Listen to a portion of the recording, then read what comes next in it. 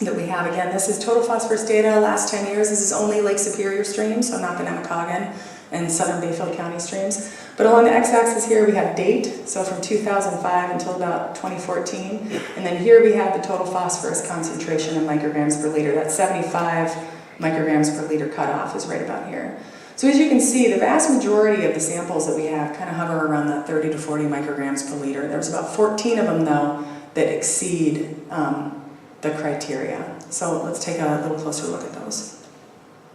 And again, most of these data points, we have one data point for a site.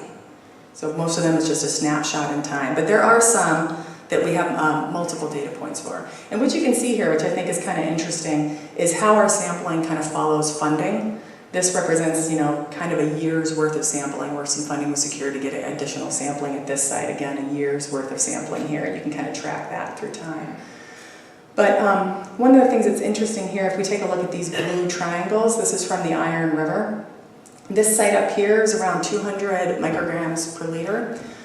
This was, I think it was March 2009. If some of you remember then, we had a really early thaw.